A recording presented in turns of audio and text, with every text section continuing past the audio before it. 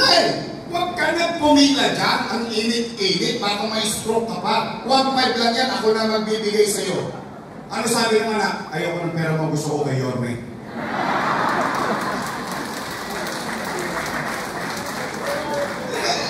You know that kind of sense of pride? It's not the amount. It's not the money. It's not how much. No, it is the program. It is the act itself. Eh ngayon, pahihirapan pa yung mga matatanda, lilimanda na lang. Eh alam mo naman ang mga matatanda, malalapot ang dugo niyan. Maaga nagigising yan. Siyempre, nangangamba. Natatakot. Eh hindi naman mawala ng mga matatanda kung kailan ang payout, anong araw ang payout.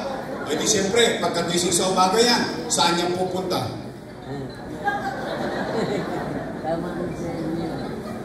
Chairman, balita. Wala pa, Nay. Sawi. Uwi. Tulog. Gising ulit sa umaga. Sana naman pupunta yung matanda. Chairman, ano na? Lo, wala pa. Mamalas-malas mo, yung matanda, tinawagan ng apo. Lola, Lola, namimiss ka na namin. Pasyalan mo naman kami sa Cavite. Lolo, Lolo, namimiss ka na namin. Pasyalan mo naman kami sa Bulacan. Yung matandang pobre, apo tumawag, tiklo pa lang isa. Bakasyon ngayon. After 2 days, balik ng eskolta. Sana naman pupunta yun. Chairman, anong update? Nako na nagkabigayang kahapon, wala ka.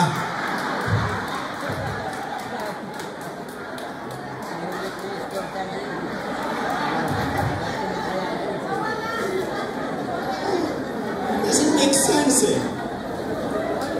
Why change it? Why change it? Bakit kailangan mong pahirapan?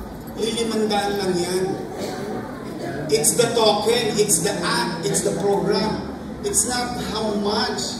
Why make it hard for our elders? Oh, Nay, Tay, isa pang binago nila. Totoo ba na kapag hindi ka na butante, wala ka ng pensyon?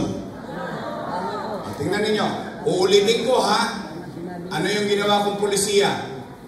Mayaman, middle class, mahirap, may sakit o wala. Butante o hindi butante. Bakit ko naisip na isama sa rules na pwede?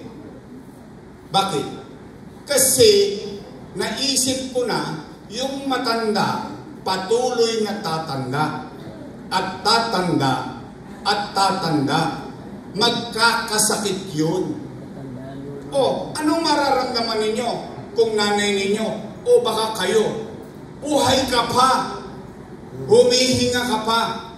Tao ka pa, 6 na taon ka nang may sakit, hindi ka na nakakaboto. Dahil wala kang boto, wala kang pensyon. Wow! Lupit nyo, Ting. Masakit yun. Kaya nga beforehand eh, nung iniisip ko yun, para hindi na magkasinusan, para hindi na magkaingitan, para hindi na magkalituan. Sinipli ko na lang, lahat, edad lang, at residence. Taga Maynila lang. Wala na. Sinimplify ko lang, para hindi na magkalituan. Pero mo, wala akong boto, wala akong pensyon. Tatanda din kayo. Guna-guna lang yan. Mauna na sila. Oh, Nay, Tay, totoo ba? Wala na yung gatas na insure. Wala na. Pinalitan daw ng stick o. Totoo ba yun? Talagang galit sa inyo. Kaya kung ako ay binibigyan ng gatas para kahit pa paano humaba buhay nyo eh. Binibigay sa inyo, diabetes. Totoo ba wala na rin yung brown rice at black rice?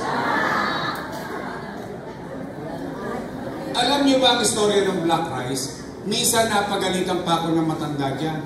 Sabi sa akin ng matanda, pipinutin yung tenga ko. Ikaw hindi mo na kami mahal. Bakit mo na yun? Yung binigay mo sa aming bigas, pulikpak. Maitim. Maitim nga, mahirap pang lutuin. Ang kunat-kunat pa. Sabi ko, Nay, alam mo ba, yan ang pinakamahal na bigas sa buong mundo. Gusto ko lang matikman mo yung natitikman ng may pera. Gusto ko ma-enjoy mo lang na masustansyang kanin na hindi ka kinakabahan, baka magka-diabetes ka pa. Pati ba naman yun, inalis na? Totoo ba yung cake naging cupcake? Talaga? Minsan hot cake. Wala na? Minsan na hot cake, wala. Ay, may kanta ko dyan. Ano sabi mo? Minsan dumarating, minsan hindi. May kanta ko dyan. Paminsan-minsan ang alaala mo nagbabalik. Baka mapakanta pa ulit si Apple, huwag na lang. You know, alam mo mga nanay ko, mga tatay ko, mga lolo-lola ko, alam niyo bakit kayo parang spoiled sa akin? Bakit kayo may metformin, losartan, gatas, bigas, pensyon, cake? Alam niyo ba't ko ginagawa ito lahat? Kasi konti na lang ang birthday niyo.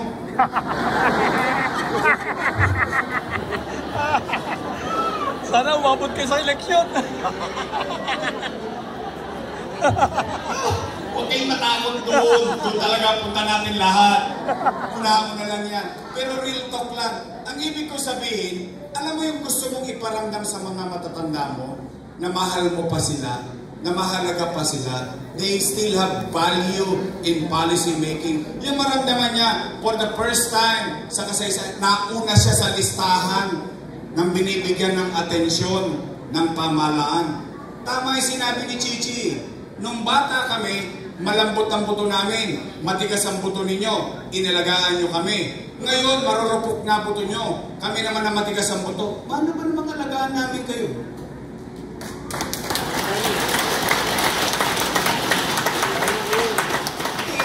Sa totoo lang, masakit mang sabihin, pero minsan nangyayari sa atin. Yung nga minsan mga anak natin nasa bahay tayo, dumating anak natin, lihan yun, hindi nga tayo batiin. Alam natin yung pakiramdam na gano'n. Pero dito, gusto mo man lang maipakita, may isang bata, nandoon sa Loton, at nasa Binondo ko, alam ko, yung bata na yon, mahal kami, prioridad kami, nung bata na yon na nasa City Hall.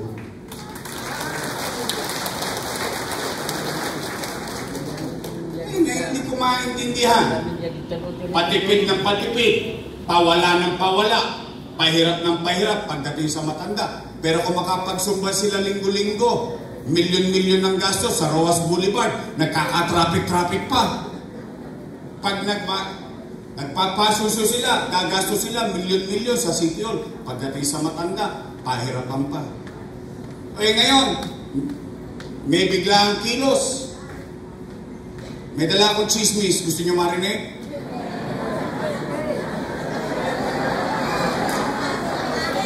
Chismosa talaga kayo. Sige, mukha namang alam nyo na rin. Sabi niyong nakaupo, gagawin na raw 1,000.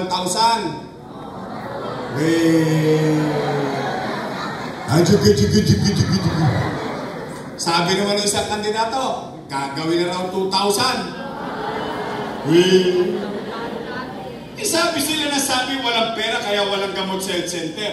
Walang pera kaya walang gamot sa ospital. Ngayong Oktubre, nagkapera. Ang ganda ng timing. O sige, total, kabutihan nyo naman yan. Pwede pag-usapan natin. O sabi nila, sa January daw i-implement. Narinig nyo ba yan? Pati maglubi-lubi tayo ulit. January, February, March, first quarter, nomad ka, 3 bulan. Tama ba? Ang bigayan, Abril. Tama? Anong susunod sa buwan ng Abril? Mayo. Ano meron sa Mayo?